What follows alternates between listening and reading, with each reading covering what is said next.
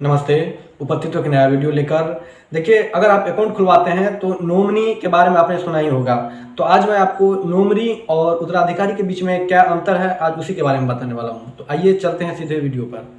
देखिए, जब आप अकाउंट खुलवाते हैं या कोई भी बीमा करवाते हैं या म्यूचुअल फंड करवाते हैं तो उसमें नॉमिनी का नाम देना अनिवार्य होता है। अब आप सोचते होंगे कि आखिरकार नॉमिनी का नाम क्यों देना होता है। तो देखिए, नॉमिनी का नाम इसलिए देना होता है कि अगर किसी भी कारणवश आप अपने अकाउंट को नहीं चला पाते हैं, अक्षम हो जाते हैं, या अगर आपका मृत्यु हो जाता है तो जो अकाउंट में बैलेंस होते हैं उसको निकालने के लिए नॉमिनी का नाम देना अनिवार्य होता है। तो अब सबसे पहले बात करते हैं कि जो नॉमिनी होता है, जो अगर कोई भी खाताधारक मर गया तो नॉमिनी उस पैसे का मतलब मालिकाना हक होता है कि नहीं। तो मैं आपको बताना चाहूँगा कि जो आपके जो अकाउंट में पैसे होते हैं, यानी कि अगर किसी भी खाताधारक का मृत्यु हो गया तो उस अकाउंट में जितने भी पैसे होते हैं उस पैसे का जो मालिकाना हक होता है वो नॉमिनी नहीं होता है। नॉमिनी का मतलब जो अकाउंट में होता है वो सिर्फ संरक्षक, यानी कि उस पैसे का वो संरक्षक हो सकता है, यानी केयर टेकर इंग्लिश में बोलते हैं, वो हो सकता है। यानी कि उस पैसे को वो सिर्फ निकाल तो सकता है, यूज भी कर सकता है, लेकिन उस पैसे को उसको जो अधिकारी होगा, उसका जो उत्तराधिकारी होगा उस खाताधारक का, उसको भी उसको पैसे देना पड़ेगा, यानी कि उसको देना होगा।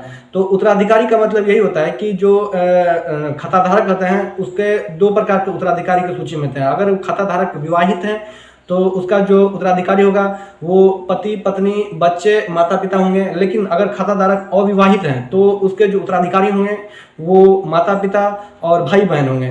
तो जो नॉमिनी में जो नाम दिया होता है, तो मान लीजिए किसी एक का ही नाम दिया होता है, जैसे कि उसके भाई का नाम दिया रहेगा, तो भाई अगर पैसे निकाल लेता है तो उनका जो बच्चे हैं या माता पिता हैं उसको तो पैसे नहीं मिलेंगे, तो उत्तराधिकारी में उनको भी पैसे देना होगा अगर उसके भाई उसके खाताधारक से पैसे निकाल लेता है। तो नॉमिनी को इसीलिए जोड़ा जाता है कि अगर खाताधारक का मृत्यु हो गया तो फिर उस अकाउंट को वो सुचारू रूप से चलाया, लेकिन उस पैसे जो उस अकाउंट में रहता है उसका वो 100% मालिक नहीं हो सकता। हाँ, अगर माता पिता या बच्चे या पति पत्नी के कैटेगरी में वो नॉमिनी आता है तो फिर वो उत्तराधिकारी हो सकता है, लेकिन उत्तराधिकारी में कोई और भी हैं तो उसको भी उसके जो उत्तराधिकारी हैं उसमें पैसे बांटने होंगे। ये कानूनी नियम है, इसके आधार पर आपको पैसे बांटने होंगे। तो नॉमिनी और उत्तराधिकारी में जो डिफरेंसेज है, और अकाउंट में जो नॉमिनी जोड़ा जाता है और जो उत्तराधिकारी होता है जिसे नहीं जोड़ा जाता है, इस दोनों के बीच में यही एक मेजर डिफरेंस होता है।